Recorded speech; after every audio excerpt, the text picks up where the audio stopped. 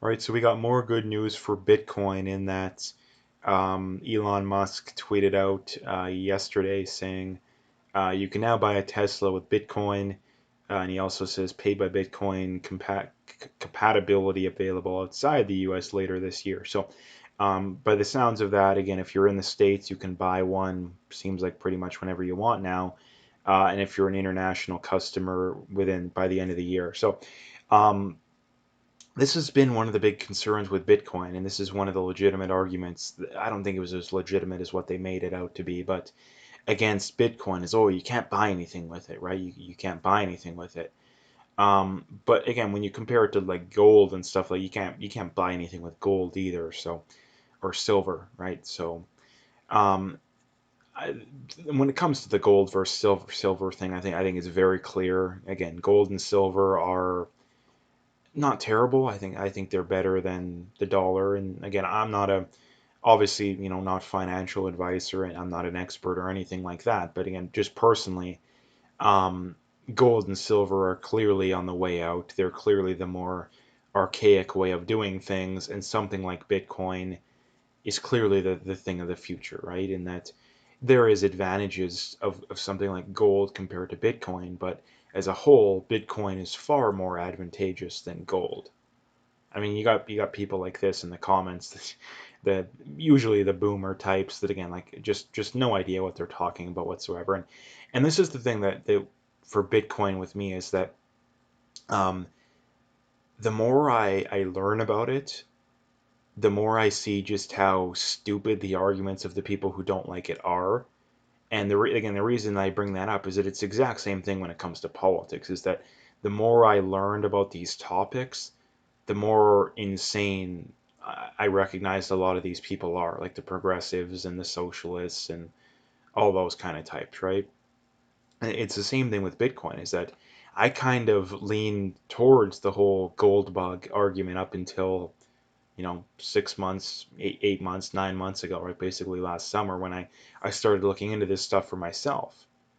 And then, eventually it just clicked and hit me. It's like, oh, Bitcoin's clearly better than gold and silver, right? And I kind of changed. I sold off the gold stuff. I bought into Bitcoin starting in, I think it was September, October, and I've been buying in ever since. And obviously like 3x that initial investment, right? So this is really good news because you can now buy things with Bitcoin, right? And people say, oh, it's just going to be converted into fiat anyway, which I don't think is the case. I think he clarified that, but either way, who cares? Like fiat is probably always going to be among us. I mean, the same thing goes for gold too. Like you think they, let's say you could buy something with gold. You don't think that the merchant's going to go sell it off and convert it to cash? Like, of course they're going to do it. Like, so again, um, like I said, this is the thing that I noticed is that the people that were arguing against Bitcoin, like usually it's just no idea what they're talking about. Like they bring up these arguments that have been thoroughly debunked and make no sense whatsoever. Like, Bitcoin is used by criminals. Well, yeah, it is to some degree, but so is cash.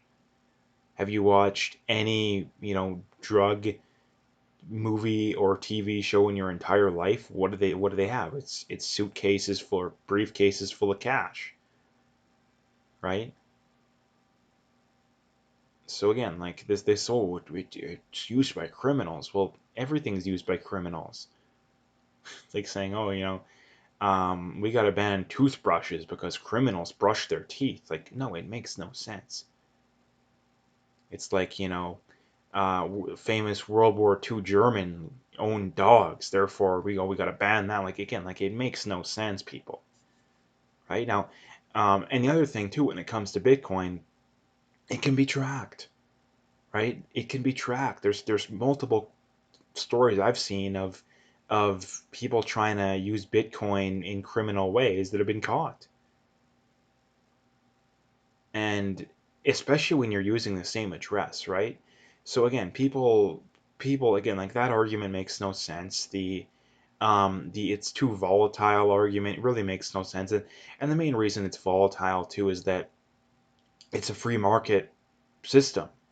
The reason why cash is not overly volatile, um, is that it's heavily regulated and heavily manipulated, right? People have gotten so used to a heavily manipulated system that they don't actually realize what an actual free system looks like. And it isn't really all that volatile. I mean, if you look at over the last month, or at least 2 or 3 weeks, it's been within a 10% window pretty much the whole time. I think it's bottomed at about 65 Canadian and it's peaked at about 76 Canadian because it's a little more than 10%, but still, right? So it seems like it's getting less volatile as time goes on. And again, people also falsely, um, equate volatile with risky, which also is not the case, right? In that the best performing assets over a long period of time are usually the most volatile ones, right? Like a 10-year treasury or 30-year treasury, yeah, it's not volatile at all. It's a guaranteed return, but it's guaranteed 1.5%, 2%. You're not even keeping up with inflation, right? So yeah, of course, right, like it is kind of volatile, but that doesn't mean it's a bad thing, right? So um, yeah, the main thing here, the other thing I wanted to bring up too is that it's only a matter of time until more places do this. Like it's only a matter of time, right? And maybe there'll be some third party, right? Maybe there'll be some third party to where you can buy stuff, you transfer, some Bitcoin to this third party. You can now buy stuff on Amazon through them, or maybe directly from Amazon, right? That the free market will innovate here. Again, because people have gotten so used to the government solving all their problems, they've been completely forgot just how efficient and effective the free market is that if we allow the free market to operate here, which isn't a guarantee, but it's probably going to happen because this is the one thing that the government isn't overly involved with, at least to this point, um, it's going to be really good, right? And again, a lot of people say, oh, the government's going to ban Bitcoin, the government's going to regulate it. They can't ban it. All they can do is ban the on ramps and the off ramps. But if you look at the countries that have done it recently, like Nigeria being one of them, it didn't work. Like Bitcoin trading still stayed pretty much the same. So they can't ban it. They're not gonna do that too. Like it's already over $1 trillion asset.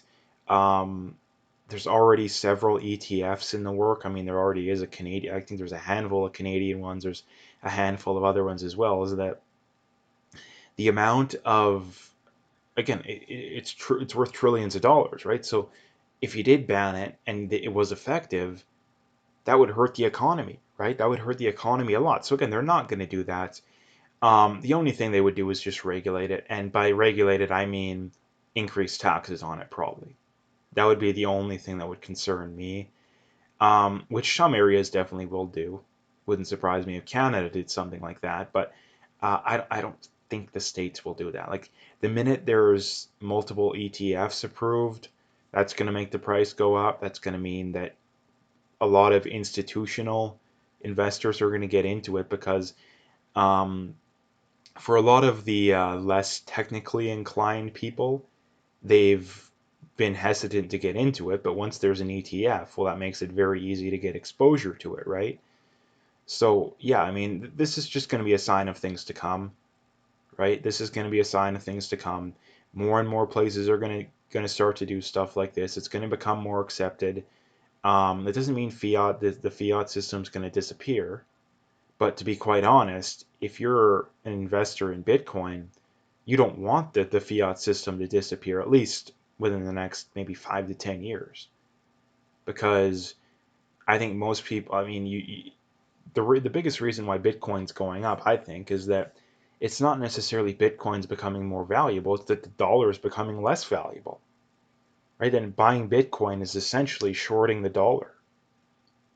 And the one thing we know is that the government's going to keep printing massive amounts of not numbers, dollars, right? The only way the economy is going to be kept afloat under Biden is if there's a ton of stimulus being pumped in, which is just going to be good news for Bitcoin, right? Not only that, there's the fact that the supply is capped, the The demand, it really only needs to stay consistent. It doesn't even need to go up for the price to go up, right? So again, like another thing to point out too is I think we're gonna look another prediction I seen too is that again, like there's the famous story from like 2011, I think, where a guy bought a couple pizzas with Bitcoin and it's now worth like $50 million. People are gonna say that the first guy buys a Tesla is gonna be like that. I don't think it's going to be that bad because again, let's say you spend a Bitcoin on a Tesla, right? Like 50, 60 grand. Even if the price 10x is over the next 10 years, which if I had to bet money, I think would happen. Again, that's you basically spent $1 million to buy a car. It's bad, but it's not as bad as the pizzas, right? A car is worth a heck of a lot more than some pizzas. So I do think we will look back on that and say, like, yeah, the first people that bought Teslas with Bitcoin, yeah, you spent $1 million, $2 million on a car.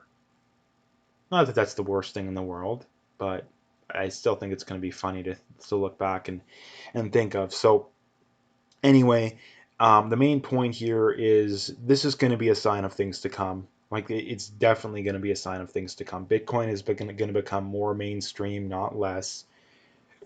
There probably will be a point, a point of diminishing returns to where it can only be adopted so much. But I do think we're still in the early stages, right? Like I do think there'll be a point within the next 5 to 10 years to where people will look back and think, hey, do you remember back in 2020, 2021, to where people thought that Bitcoin had already peaked and it had already reached its saturation point, and they'll laugh, right? Because I think it still has a long way to go. I think that we're like 15, 20 years ago, maybe 10 at the most, Amazon, right? Where 2012, 2013 Tesla, right? I still think we got a long way to go. So yeah, that is what I wanted to bring up today. If you liked the video, make sure you hit that like and subscribe if you haven't already. Make sure you check out those links below. Follow me on those other platforms if you haven't already. If you want to donate, you can do that as well. Again, I would very much appreciate whatever support I can get, but at the very least, just hit that like and subscribe and stay tuned for more.